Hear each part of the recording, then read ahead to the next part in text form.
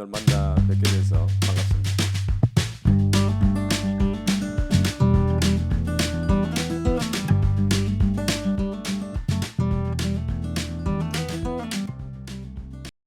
이제 여러분들은 사실 뭐 영화를 만드는 사람들은 영화를 만들고 나면 영화가 끝이겠구나 이렇게 생각하시겠지만 사실은 영화는 개봉을 하는 순간 이제 뭐 돌잔치 정도 하는 겁니다.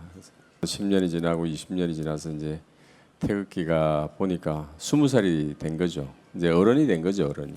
이제 철들 나이가 돼가지고 이제 여러분들하고 다시 20년 만에 이렇게 뵙게 돼서 참 감회가 새롭고 얘는 이제 언젠가는 뭐 한갑도 되고 또 나이가 100살이 되는 순간도 오겠구나라는 생각이 들고요.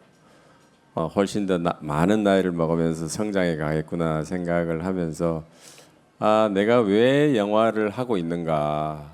세월이 지나도 영화는 살아 있으니까 라는 생각이 들어서 참 감격스럽습니다.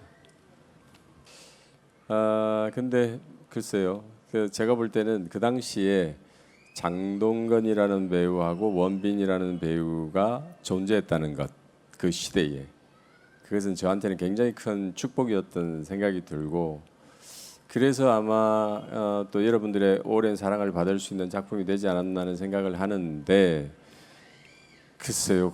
제가 가만히 누가 있을까? 1947 보스턴이라는 영화를 했었는데 그때 임시완이라는 배우와 같이 작업을 했었는데 만약에 동생 역할을 한다면 임시완은 어떨까 이런 생각이 좀 들었고요. 그렇게 비슷하게 생긴 형은 누가 있지 생각을 해보니까 조정석 뭐 이런 생각도 좀 들더라고요. 네. 근데 뭐 너무 느낌이 다르겠죠. 제가 이제 은행남침대, 쉬리, 태극기를 하면서 연달아 세 편의 영화를 하면서 굉장히 제가 희망했던 지점들, 제가 영화를 통해서 실현하고자 했던 지점들이 많이 이루어졌어요. 그러다 보니까 욕심이 많이 생겼어요. 욕심이. 그 당시는 여전히 전산망부터 시작해서 한국의 매니지먼트, 그다음에 한국 전체적인 영화 산업의 인프라 자체가 지금처럼 견고하지 않았어요. 그래서 이게 우리나라가 그런 부분에서 여러 가지 취약한데 마땅히 할 사람들이 그래 맞아 내가 해야지 이런 생각을 하게 된 거예요. 사실은 제가 감독으로서 그 일을 하면 안 되는 거죠. 그것은 사실은 더 영향을 갖고 있고 여건을 갖고 있는 어떤 기업이나 또는 어떤 다른 데서 해야 되는 일들인데 제가 이제 조금 더 욕심을 내고 자신감이 생겨서 그 일들을 도모했던 일. 근데 뭐 거의 다 망했습니다. 그게 제가 볼 때는 저한테는 조금 뼈아픈 경험이었지만 돌이켜서 생각을 해보면 그것마저도 참 값진 경험이다 나한테는 그런 생각이 들고요. 뭐 좋은 일은 너무 긍정적인 측면들은 너무 많았죠. 예를 들어서 정말로 그 태극기 같은 경우에는 어떻게 보면 그 내용 속에 어떻게 보면 저나 저의 형제들 그리고 저희 아버님 이러한 그 삶의 어떤 과정이나 흔적들이 영화 곳곳에 이렇게 던져져 있어요. 그래서 어떻게 보면 저하고는 어떻게 보면 제 가족의 일부가 그 영화 속에 들어있기 때문에 좀 남다른 느낌이 있거든요. 그런 부분이 영화를 통해서 투영시켜서 어떤 작품의 결과가 나왔다는 측면에서 저한테 굉장히 값진 일이었고 뭐 여러분 아시다시피 1000만이라는 숫자가 뭐 큰 의미를 갖는 것은 아니지만 제가 쉬리를 해서 어떻게 보면 한국 어떤 영화 산업의 어떤 터닝 포인트를 좀 만들었다고 하면 여기에 깃발을 달고 진짜 무궁무진하게 뻗어나갈 수 있는 큰 동력이 어떤 1000만이라는 외형적 가치를 만들어냄으로 인해서 조금 더 아마 우리가 더 힘을 내서 갈 수 있었던 그런 동력이 됐던 것 같아요. 뭐 그런 것들을 만들어낸 지점들 등등 뭐 저한테 좋은 지점들이 많이 있었습니다. 진짜 할 만큼 해봤어요. 그러니까 그 당시에 140억 정도 되는 제작비를 쓸 수 있는 사람도 없었지만 그러한 기회를 저한테 실이라는 어떤 그 성공이 저한테 그러한 부분을 가능하게끔 해줬기 때문에 정말 지금 영화를 다시 봐도 내가 그냥 하고 싶은 대로 다 했구나 그런 생각이 들어서 사실 그런 생각은 크게 없는데 굳이 생각을 하면 뭐 요즘 뭐 여러분들 잘 아시다시피 CGI가 기술이 뭐 너무너무 탁월하고 촬영에 있어서 특수 장비들이 그 당시하고는 비교가 안 됩니다. 그러니까 그래서 그러한 부분들을 만약에 영화 속에 접목을 시킬 수 있었다면 아마 굉장히 더 화려하고 그리고 스케일을 더 확장시켜서 보여줄 수 있는 지점들이 있지 않았을까라는 뭐 아쉬움도 있죠. 아마 이 부분은 그냥 그 대부분의 감독들이 다 비슷할 거라는 생각이 들고요. 저희들은 아무래도 영화를 하는 사람들이니까 가장 일상 속에서 살아가면서 가장 자극받고 또는 공부하고 스스로에게 굉장히 어떻게 보면은 좀 뭔가 에너지를 주는 것들이 대부분 영화거든요. 그러니까 물론 뭐 다른 다큐멘터리나 뭐 등등을 보면서도 충분히 좋은 아이디어도 얻기도 하고 또는 책을 통해서 도서를 통해서도 당연히 이루어질 수 있는 지점들이긴 하지만 영화를 보면서 영화를 통해서 배우고 느끼고 성장하는 것 같아요. 솔직히 저는 그 영화제에서 그걸 틀겠다고 그래서 솔직히 조금 저의 너무 치부를 보여드리는 것 같아가지고 그 당시에는 분명히 굉장히 뭐라 그럴까요 열정과 뜨거움을 가지고 분명히 작업을 했겠지만 지금 보면 그렇게 나 뜨거울 수가 없는 거야. 네, 참 그때는 정말 지기와 객기가 굉장히 화면 속에 묻어 있구나. 좀 더 겸손하고 겸허하지 않았구나. 아무 영화에 대해서 식견과 지식도 상대적으로 굉장히 짧았던 시기인데 정말 뭔가 누군가를 흉내내고 싶고 누군가를 닮고 싶은 그 생각이 너무 앞서 있구나라는 생각이 들어서 글쎄요 이게 월요일 날 토크를 해야 되는데 이거 어떻게 지금 혹시라도 많은 분들이 좀 안 봤으면 좋겠어요. 아마 제가 볼 때는 앞으로 아마 한 5년 정도 이후에는 블록버스터라는 용어 자체가 아마 사라지지 않을까라는 생각을 합니다. 그래서 뭐 여러분들도 너무 잘 아시다시피 지금 AI를 응용한 영화들이 이제 어떻게 보면 지금 시작이 됐고 제가 볼 때는 5년 내에 꽃을 피울 거라고 생각을 합니다. 그렇기 때문에 아마 혁명이 일어날 것 같아요. 그러니까 그동안에 우리가 헐리우드 어떻게 보면 블록버스터 헐리우드 어떤 스튜디오 시스템 그다음에 전체적인 영화 시장 이런 것들이 아마 대변혁을 맞이할 거라고 저는 생각을 합니다. 그래서 이게 창작의 과정을 비롯해서 유통의 과정, 인프라의 과정들이 아마 우리가 요 최근에 코로나를 겪으면서 넷플릭스나 이런 새로운 어떤 플랫폼의 형태가 우리한테 굉장히 많은 변화를 이끌어 왔듯이 그거보다는 제가 볼 때는 아마 한 10배, 20배의 강도로 영화는 지금 재탄생의 어떤 그런 순간에 와 있다. 아마 엄청난 변화가 생길 거고 블록버스터라는 말 자체는 이제는 더 이상 쓸 수 없을 것 같습니다. 정말 저희들 밥 먹고 살기가 힘들어질 가능성이 높습니다. 솔직히. 사실은 AI의 학습은 여러분 잘 아시다시피 뭐 코폴라 영화든 뭐 예를 들어서 뭐 오시마 나기사 영화든 뭐 강재규 영화든 봉준호 영화든 다 학습돼 있잖아요.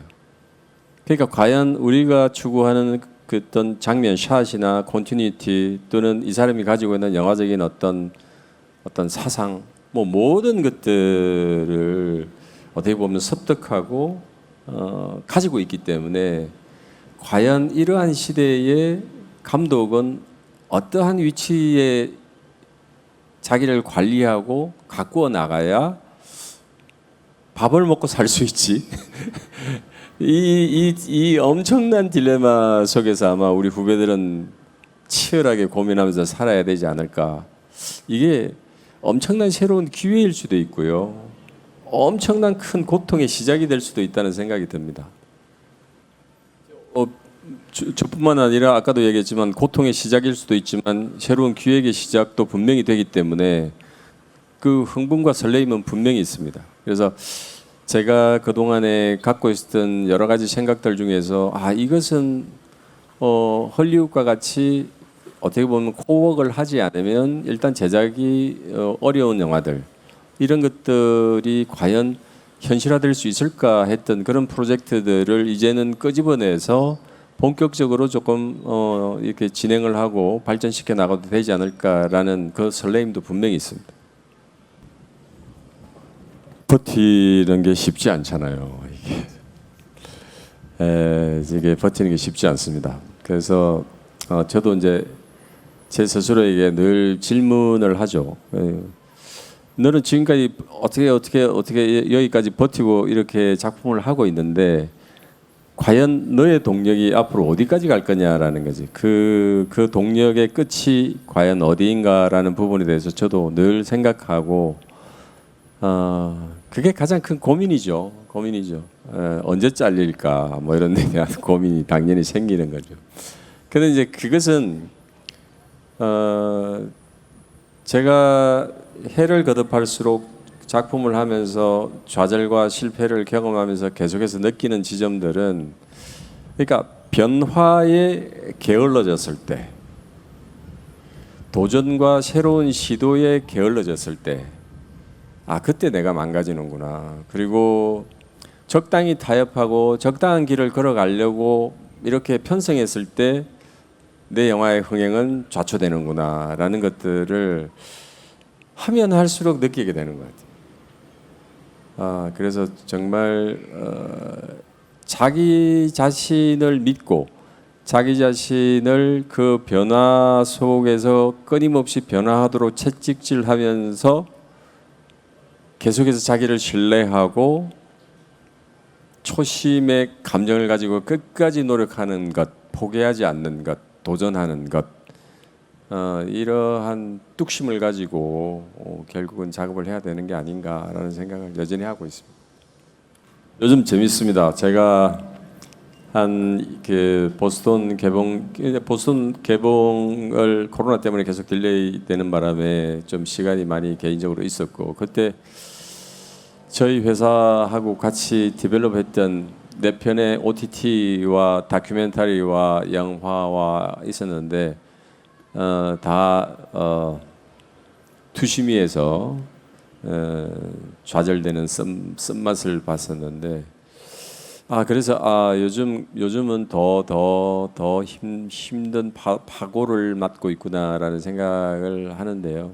근데 그 생각들을 하면서 아까 조금 전에 제가 말씀드린 것처럼 조금 더 치열해져야 되겠구나. 그러니까 적당했다. 내가 준비했던 작업들이 고만고만했다. 적당했다. 그러니까 이것을 조금 더 넘치도록 가져가야만 되겠다라는 자성을 하면서 지금은 그러니까 제가 지금보다도 조금 더 나를 변화시키는 작업, 그렇게 해서 제가 더 긴장되고 더 짜릿해질 수 있는 것, 이것을 조금 더 적극적으로 찾고 거기에 대해서 조금 더 열정을 가져야 되겠다는 생각을 하면서 곧 뭘 하나 하기는 할 것 같습니다. 이거 너무 거창한 걸 질문하시는데 저는 그냥 어릴 때부터 왜 살지? 왜 살지? 저는 그냥 본능적으로 늘 이야기했어요. 행복하려고 살지. 저는 행복이라는 가치를 굉장히 좋아합니다. 굉장히. 그래서 제가 영화를 하면서도 그냥 제 스스로에게 자문하는 것 중에 하나는 행복의 연속성입니다. 그러니까 내 삶이 행복의 연속성을 가져갈 수 있느냐, 또는 우리 관객분들의 행복의 연속성에 내 영화가 어떤 가치를 갖느냐에 대해서 생각을 좀 많이 하는 것 같습니다. 그래서 제가 영화를 할 때 이 영화가 우리 관객들의 동시대를 사는 사람들의 행복의 연속성에 작용하는가 반작용하는가 그런 부분들을 항상 염두에 두면서 작품을 기획하고 또 만들어가는 것 같아요. 슈리가 99년도에 개봉을 했으니까요. 올해가 25년 개봉 25년 나이가 좀 더 많아요. 얘는 25살. 그래서 정말 그동안에 이게 판권 자체가 삼성 영상사업단인데 그 모체는 삼성입니다. 그래서 삼성전자에 소속되어 있어 판권이 가 있어 가지고 도무지 그것을 저희들이 이렇게 할 수 있는 방법이 없어서 하여튼 여러 가지 경로를 통해서 작년 연말에 이 문제를 해결을 했어요. 그래서 그동안 우리 관객들이 슈리는 보고 싶어도 볼 수가 없는 영화였는데 다행히 이제 그것이 좀 해결이 되어서 이제는 OTT나 그다음에 극장 개봉할 수 있는 상황이 돼서 아마 올 8월 또는 9월 달에 아마 국내 관객들에게 그래도 일부 상영관을 열어서 그래도 극장에서 볼 수 있는 기회를 좀 만들어 드리려고 하고 있습니다. 제 영화하고 관계없이 배우들 중에서 제가 보스턴에서 박은빈이라는 배우가 출연을 했었는데 제가 지금 돌이켜서 보면은 조금 미안하기도 한데 어쨌든 제가 그 이후에 우영우를 보고 제가 생각하고 있던 박은빈이라는 사람하고는 너무 다른 거예요. 너무 다른 거예요. 야, 이게 정말 배우구나. 이게 정말 배우구나. 그러니까 제 이미지 속에서 이렇게 고착화되어 있던 박은빈이라는 이 인물이 이 우영우로도 이렇게 변화될 수 있구나. 저한테 좀 충격이었어요. 그래서 그래서 다시 한번 역시 배우를 바라보는 시선이 조금 더 뭐라 그럴까요? 경애스러운, 감탄한 케이스입니다. 그냥 이건 너무 그냥 무책임하고 그냥 마음 좋은 아저씨의 얘기처럼 들리실지는 모르겠지만 저는 잘 내려놓습니다. 잘 버립니다. 그러니까 2년 동안 정말 각고의 노력을 나름대로 심혈을 기울여서 만들었던 시나리오가 됐든 5년 동안을 붙들고 있던 시나리오가 됐든 누군가에게 채택되지 않았을 때 그냥 그 다음날 잊어먹습니다. 물론 그 작품이 저를 떠날 수는 없는 거죠. 그냥 어디엔가 그냥 이렇게 숨겨놓고 있는 거죠. 제가 어떻게 보면 지치지 않고 그래도 계속해서 일을 할 수 있는 그 힘은 그런 데에 좀 있지 않나? 만약에 제가 그 부분에 있어서 그 많은 깨달음이 있었던 게 태극기 휘날리며가 끝나고 난 이후에 미국에는 CAA라는 어떤 에이전트에서 저를 소속 감독으로 지정하면서 제가 미국 가서 한 4년을 있었어요. 근데 4년 동안 그 스튜디오에서 저한테 연출 의뢰를 맡겨온 게 한 40편 정도가 됐어요. 근데 제가 그걸 안 했어요. 한 편도 안 한 거죠. 제가 들고 있던 시나리오가 있었어요. 요나라는 SF 시나리오를 들고 있었는데 저는 거기 꽂혀 있는 거예요.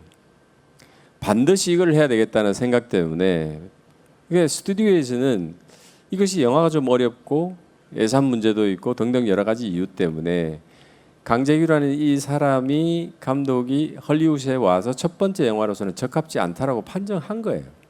그럼에도 불구하고 제가 그 미련을 버리지 않고 그것을 붙들고 4년을 있었어요. 그래서 결국은 작품을 못하고 마이웨이가 사실은 워너브로더스의 그 회장한테 그 시나리오가 갔는데 그 사람이 그걸 보더니 나보고 이걸 하자는 거예요. 그래서 사실은 4년이라는 그 기간 동안에 온 그 큰 공백으로 인한 제 큰 배움이 그 당시에 있었던 것 같아요. 버리지 않으면 내가 뭔가 새로운 걸 할 수 없다는 그런 절박한 생각들을 많이 하게 된 것 같아요. 늘 이제 그 뭐 저도 작품을 많이 하지는 않았지만 그냥 뭐 그러다 보니까 어느 한 작품 애정이 안 가는 작품이 없겠죠. 당연히 모든 감독들에게 다 해당되는 얘기라는 생각이 드는데 아까도 말씀드린 대로 그러니까 나나 내 가족이나 무엇이 조금 그 속에 그 내용이 많이 담기게 됐을 때 오는 그 감정의 끌림 같은 것들은 부인할 수가 없는 것 같아요. 그래서 이제 특히 태극기 같은 경우에는 같은 실화지만 우리 이 시대에 살고 있는 우리의 삼촌, 아버지, 할아버지 그분들이 겪었고 그 감정과 아픔을 그대로 지금도 갖고 계시기 때문에 우리가 공유할 수 있는 지점이 단순하게 어떤 영화가 재밌더라 이런 감정이 아니잖아요. 그러니까 좀 더 치열한 감정들이 있는 거죠. 깊은 감정들이 교감되고 있는 거죠. 아무래도 그런 것들이 있다 보니까 태극기가 그래도 세월이 지나면 지날수록 이것이 나한테는 조금 더 의미 있는 작품이구나라는 생각을 합니다. 네, 제가 장수상에도 그랬고 그다음에 민우 씨 오는 날이 한 28분 정도 되는 단편인데요.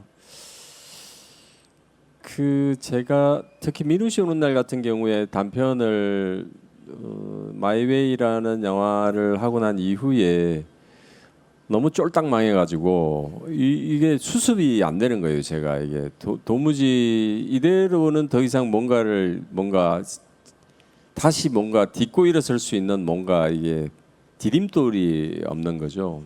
그런 것들이 모든 것이 무너져 내린 그런 느낌이 들어가지고 이것은 진짜 뭔가 바닥에서 새 출발하지 않으면 안 되겠구나라는 절박한 저 나름대로의 어떤 마음이 있었던 것 같고요. 아마 그 마음으로 인해서 가장 아마 밑바닥에서 가장 초심으로 돌아가서 대학 시절 단편했던 그 순간들을 기억하면서 아마 민우 씨 오는 날을 만들어지지 않았나는 생각이 들고요. 그래서 촬영도 5회 정도 촬영을 했는데 그럼에도 불구하고 저한테는 굉장히 그 아리게 굉장히 깊이 박혀 있는 돌덩이 같은 그런 영화인 것 같습니다. 그래서 굉장히 애정이 크고 그래서 적절한 시기에 이런 작업들은 이런 소중한 작업들은 저 스스로를 단검질하기 위해서도 가끔씩은 꼭 해야 되겠다 이런 생각들을 갖고 있습니다. 네, 감사합니다. 제가 이제 KBS 다큐멘터리를 보고 그게 모티브를 얻어서 사실은 이걸 이제 제작을 하게 됐는데요. 제가 이제 그 전쟁기념관을 비롯해서 그 당시에 여러 가지 전쟁 자료들, 그 다음에 전쟁을 직접 경험했던 많은 사람들을 인터뷰하면서 가장 크게 느꼈던 지점은 내가 그동안 느끼고 보아왔던 헐리우드의 전쟁 영화도 물론 가치 있고 좋은 영화들이죠. 그렇지만 적어도 내가 그런 영화를 찍어서는 안 되겠구나. 이게 전쟁은 게임이 아니고 전쟁은 결국은 영웅을 탄생시키는 이런 히어로 무비도 결코 아닌 거구나라는 생각을 뼈저리게 느끼게 됐습니다. 그래서 정말로 그것이 얼마나 잔혹하고 무섭고 그리고 인간에게 있어서 정말 두 번 다시 재현되어서는 안 되는 가장 큰 아픔이 전쟁이구나라는 것을 너무 절실하게 많이 느꼈어요. 그래서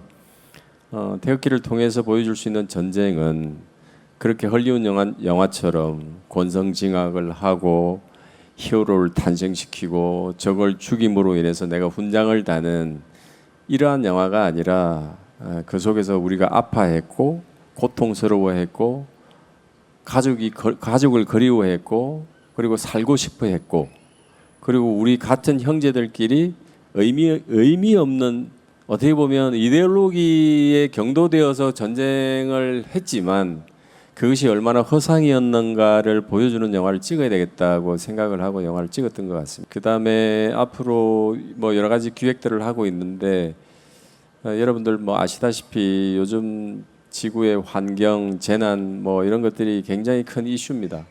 뭐 열대야도 그렇고 우리가 기후 문제 등등 이런 그래서 그것과 관련된 영화를 지금 준비하고 있고요. 그다음에 돈에 대한 영화도 뭐 준비하고 있는 게 하나 있습니다. 하여튼 조만간에 영화로 찾아뵙겠습니다. 네, 여러분들 감사드리고요. 다들 건강하십시오. 행복하십시오. 네, 고맙습니다. 예, 감사합니다. 부천영화제 그리고 맥스무비 다 감사합니다. 그래서 관객들과 여러 가지 얘기도 나눴는데 뜻깊은 자리였던 것 같고요. 앞으로도 열심히 좋은 작품 만들도록 하겠습니다.